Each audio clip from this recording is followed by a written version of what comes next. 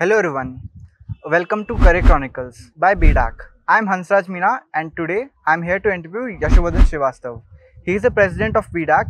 Along with that, throughout his 4 years of college at NIT Warangal, he has built multiple creative projects of open source and AI and ML. He has also done his internship at IIT-BHU and he has been a project intern at Solvendo. So I'll be asking questions.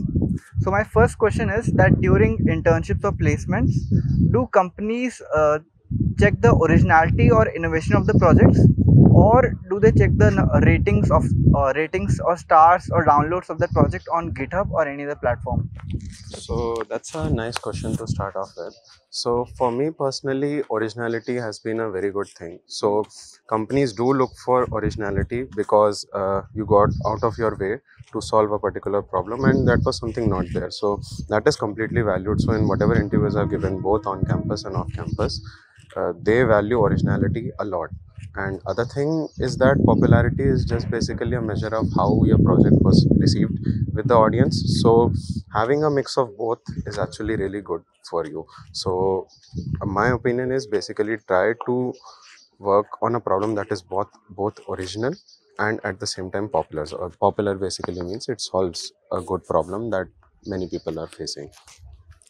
Okay, so great. So my next question is that uh, how would you get off-campus internships or opportunities, specifically through using Twitter, X, or LinkedIn, or through cold emailing?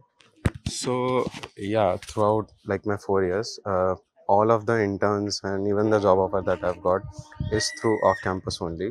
So I mean, the basically it boils down to having more leads generated your way. So you need to make yourself stand out in a crowd that there are many good skillful people there. So uh, Twitter has worked best for me, but for most people, LinkedIn works best. So on Twitter, you just share whatever you are learning and what you are going to learn in a consistent manner. And if you're consistent enough, people will recognize your work and you'll build a network that you can tap into later to get more opportunities. Same is with LinkedIn. So if you are regular there and you are putting out content that, hey, I'm learning this, and anything that is a part of your learning journey, if you're sharing with other people, people like that kind of content, and at the same time you get to generate leads a lot.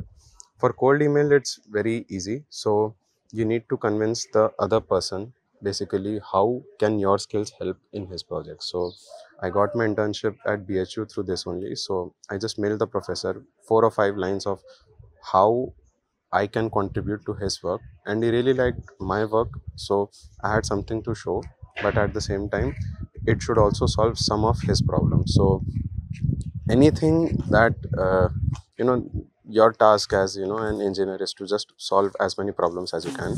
So if you are able to do that for people who would benefit from you, I don't think there is anything that's going to stop you in the future. Okay, so great. So my next question is regarding learning and project development. So since you have been an active learner through all your 4 years, and at the same time you are applying the existing knowledge. So I would like you to shed some light on this. That how do you proceed to do this? So I like it was basically what I understand is from a really long process of trial and error. So first I started learning through tutorials and anything that was there on the internet, reading blogs and articles. But after a while, it got really boring because that thing was already existing and it didn't solve any big problem. So what I try to do basically is learn and take input at the same time. So I have this thing called input mode and output mode. So when I am in input mode, I try to read as many blogs, as many research papers and things like that to understand like what exactly is the problem, how does it, what are the existing solutions that exist. But at that time don't touch code a lot. So basically making notes and understanding and basically get an idea of how exactly things look in that problem space. But when I am in output mode, so that's where the actual problem solving starts. So Hmm.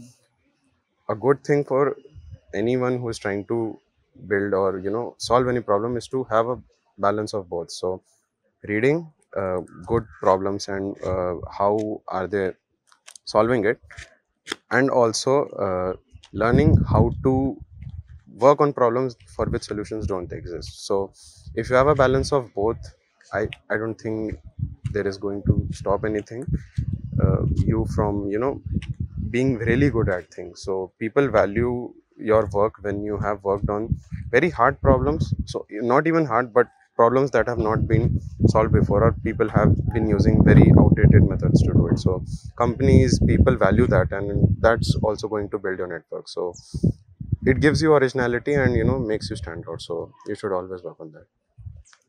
Great. So my next question is that initially when you were in the first year or after college or after school, when you just begin college, how did you begin to build new projects?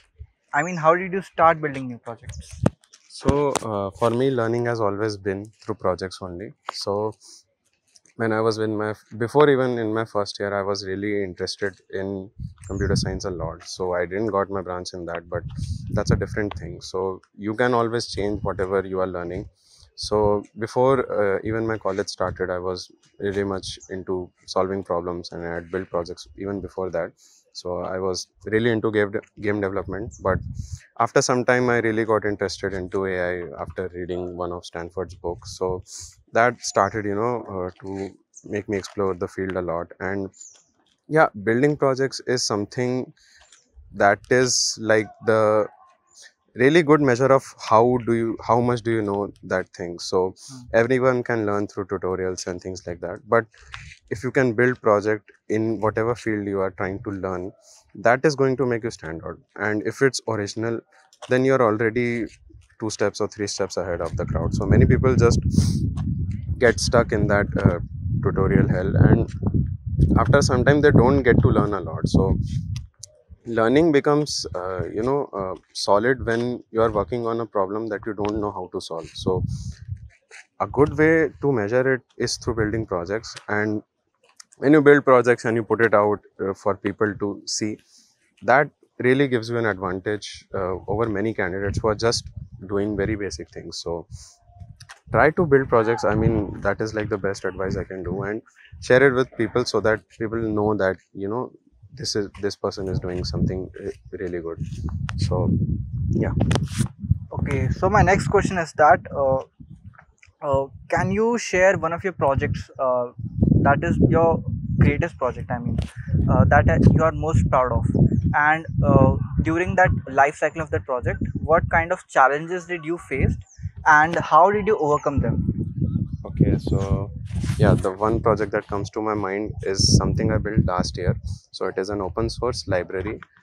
It's called Arrakis, and it basically helps you understand what happens inside large language models. So tools like ChatGPT, whatever, like when you put a prompt and you get an answer, what happens inside that. I built a tool to understand basically uh, how it is like panning out. So during last summer, it took me around 4 to 5 months of like consistent effort Wow. to understand how that library worked out. And it got like I was consistently putting out like, hey, I did this today, I did after 1 week, this is my progress on Twitter, and many people received it really well. So after like 4 or 5 months of consistent effort, almost daily putting out commits and making the library better for people to use, it got really good attention from people. Like one of the original writers of the people who have worked on this, he kind of like my project. He's a senior researcher at Google DeepMind. People at Anthropic who have made Claude, and many people around like MIT, Stanford, many PhD students received it really well. They even wanted to use it in their thesis.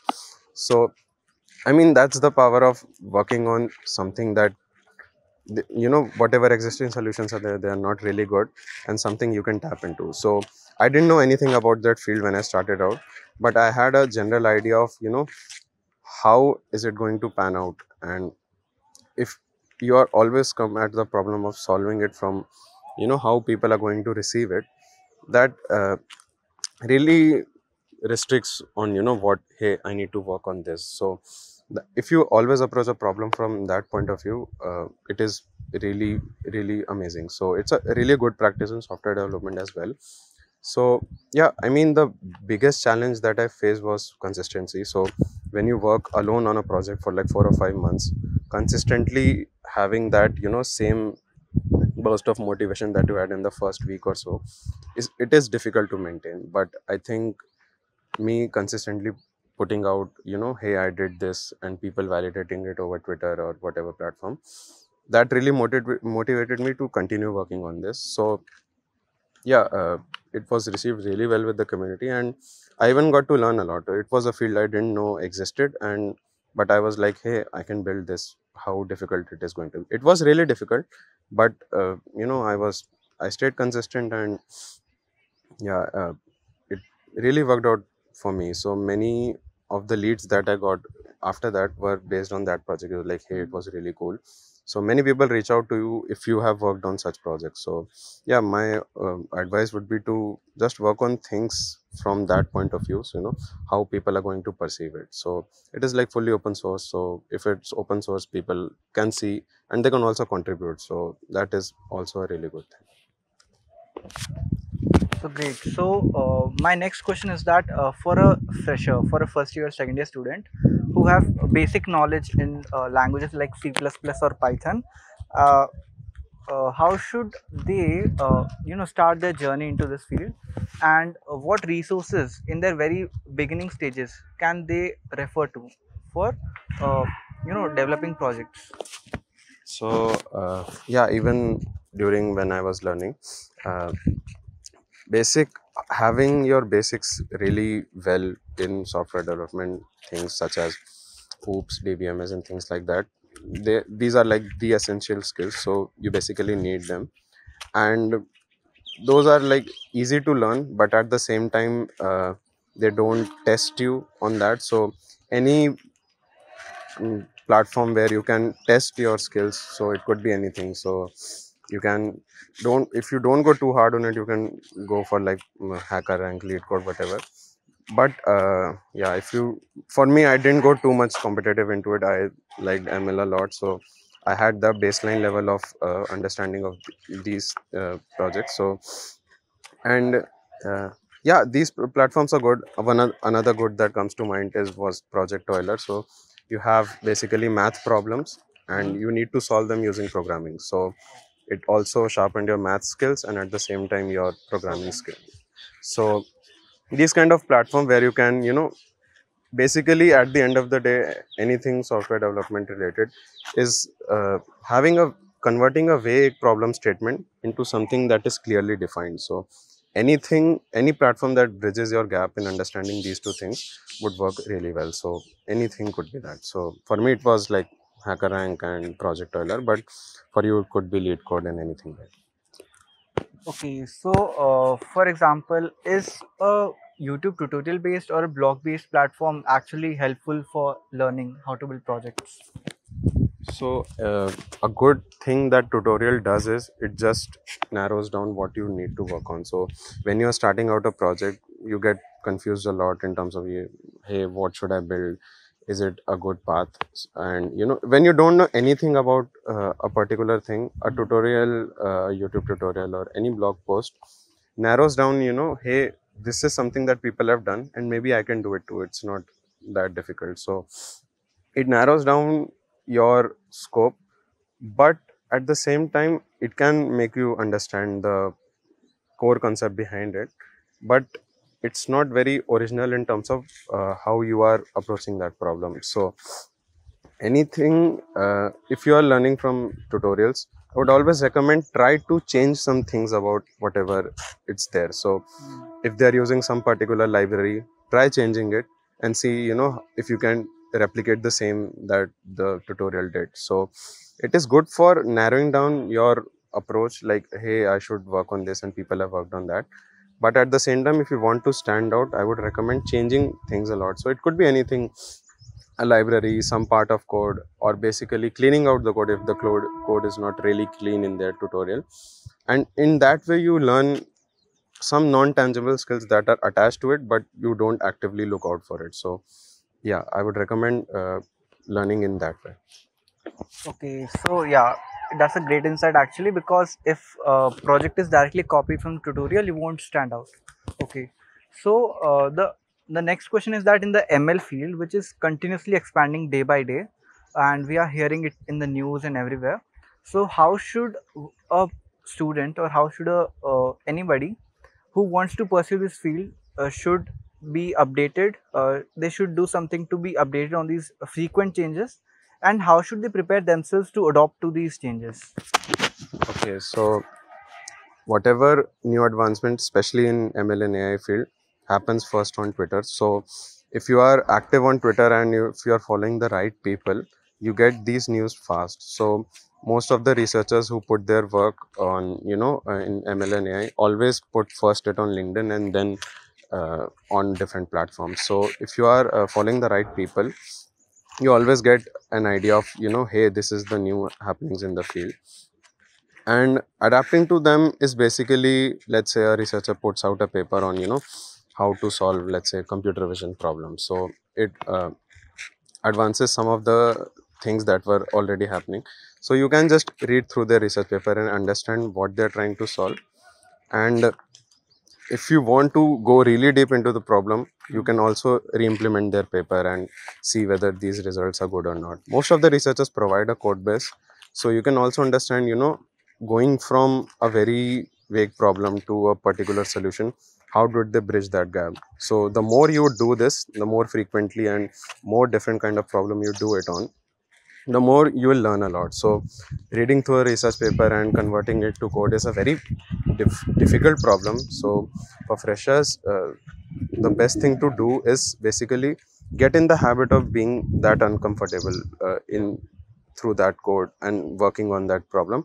The more you do it, the more you will realize it's not maybe that difficult, and after some time you will get in a habit. So that really works well out in your favor. So if you are able to replicate research papers, most of the companies or any startups that look into your resume sees like, hey, they can convert a research problem into a working code. So that's like a very important skill, especially for people who are working in ML and AI, is because the field is like rapidly evolving.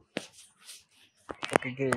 So throughout your 4 years of building these projects and stuff, can you list the don'ts in the field of ML, DS, or AI? The things that you should avoid doing.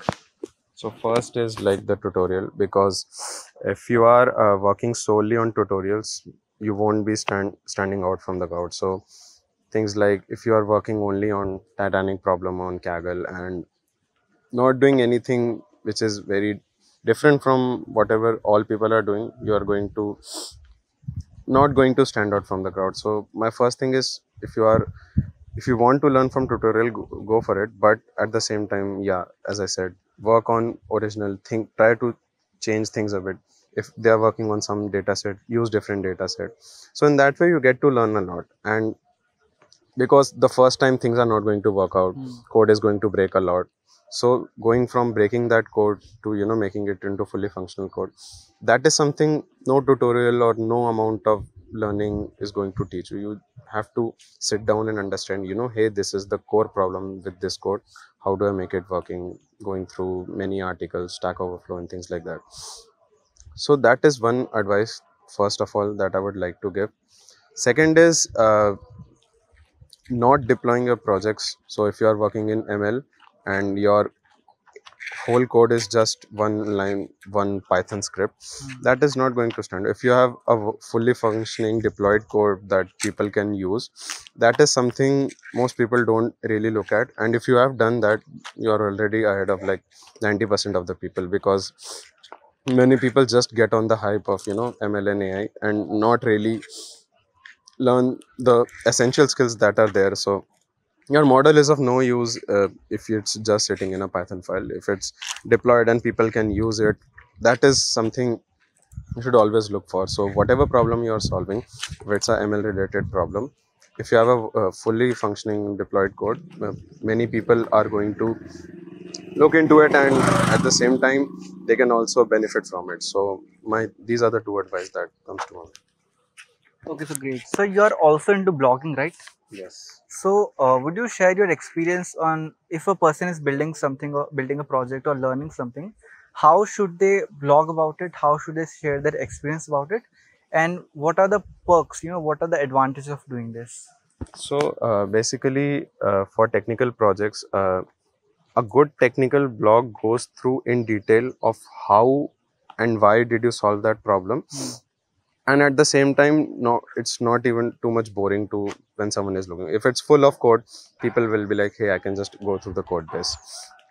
So a good practice, what I usually follow is, whenever I'm working on a project, side by side I also try to maintain a blog. So basically, what is the problem, I'm going to solve it, and what are the problems that I faced along the way. So when I have a fully functioning project, I have a fully functioning blog that I can Hmm. later tweak, and so people can basically understand how did he go from point A to point B. So that is really important for both your understanding and for whatever people that in future also stumble upon the same kind of problem. So they'll have their insights, and a good technical blog should be like 1,000 2,000 words, and it goes in detail of what exactly does your code do, and if it's solving a particular problem. So it's basically a good blog of your project is a technical walkthrough of the entire code base. So it should not be too boring in that there is too much code, and also not too much text heavy so people don't understand. It should be to the point, and it should also make people reading your blog understand what is the problem that you are trying to solve. So if you write it in a good way, you can also share it over different platforms, and in that way people stumbling across your blog will understand that this kind of person. And it's a really good practice, especially in software development. And if you're working on a blog and over time you do this, people will get an idea of, hey, these are the different kind of problems this person has worked on. And instead of going through 17 files or 13 files of the code base, they can just read through a blog and understand this is like the core thing that is there. So it's a good summary of your entire project, and I would recommend oh, to anyone who is working on a big technical project, maintain a good blog. It could be anywhere, it could be on Medium, on your GitHub, or whatever, of the entire thing that you are doing throughout the project. It's a good refresher if you always come back to a problem from future, and also serves as a good medium for other people to explore what kind of problems you have worked on. Okay, so there's a lot of anxiety nowadays that AI would replace jobs for the working professionals, and also freshers are anxious about it that AI is going to replace them. So there's a quote that AI is not going to replace everyone, but engineers who make use of AI will definitely replace them. So what are your thoughts on this? So I'll agree with this a lot. So because AI for me is basically a tool that enhances our productivity at the end of the day. So anything that is enhancing our productivity is a really good thing. But at the same time, if you're using it for learning, or copy pasting code and things like that, or on a big project, whatever you're working, it's not going to benefit you a lot. So if you are in that habit of copy pasting code and making things running, that whole cycle of going through for a project development, it's not really good from what I have seen. So I have also done it, but it's not recommended because you get into a very big debugging cycle that could have been solved by basically two Google searches, or just sitting with that problem for some time. So I would first of all go it from that perspective. So in AI, whatever tool you are using, it is just to enhance the productivity.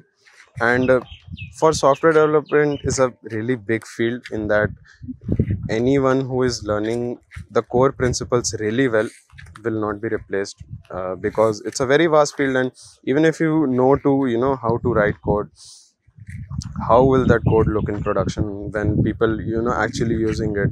How do you get from that feedback cycle? So current AI systems are not even close to what human can do. Maybe they can write, good code in terms of boilerplates and making good documentation, writing good test, but actually solving the problem. So it gets again to that idea of making from a vague problem statement to a fully functioning program that people can use.